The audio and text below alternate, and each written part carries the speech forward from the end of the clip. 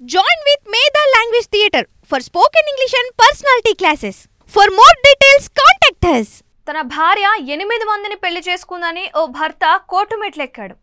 అందరినీ మోసం చేస్తూ పెళ్లిల మీద పెళ్లిలు చేసుకుందని కోర్టులో పేర్కొన్నాడు. అయితే దీనిపై న్యాయస్థానం విచారణ చేపట్టింది.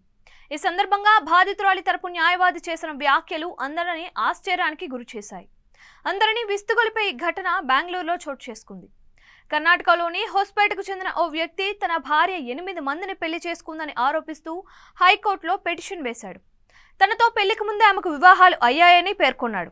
అన్నీ చేసి మళ్లీ తనపైనే గృహహింస కేసు పెట్టిందని, వెంటనే దాన్ని కొట్టేయాలని అభ్యర్థించాడు. ఈ పిటిషన్పై హైకోర్టులో విచారణ జరుగుతుండగా బాధితురాలి తరపు వాదించిన న్యాయవాది సంచలన వ్యాఖ్యలు చేశాడు. మహిళ భర్త ఆరోపిస్తున్నట్లు ఆమె 8 మందిని పెళ్లిళ్లు చేసుకోలేదు అని, కేవలం 4గురినే వివాహం ఆడిందని చెప్పుకొచ్చారు. దీంతో అందరూ ఒక్కసారిగా అవాక్కయ్యారు.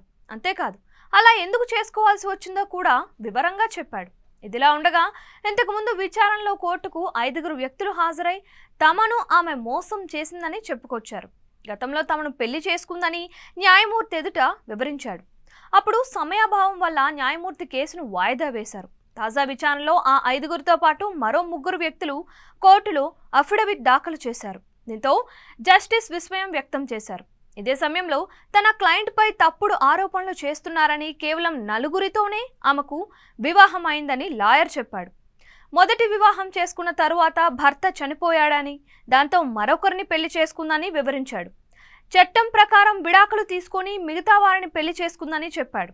ఈ వాదనలు విన్న జస్టిస్ ఇరు పక్షాలకు నోటీసులు జారీ చేశారు. తదుపరి విచారణను ఈ నెల 27కి వాయిదా వేశారు. అప్పట్లోగా విచారణ పూర్తి చేసి అన్ని ఆధారాలు వెల్లడించాలని ఆదేశించారు.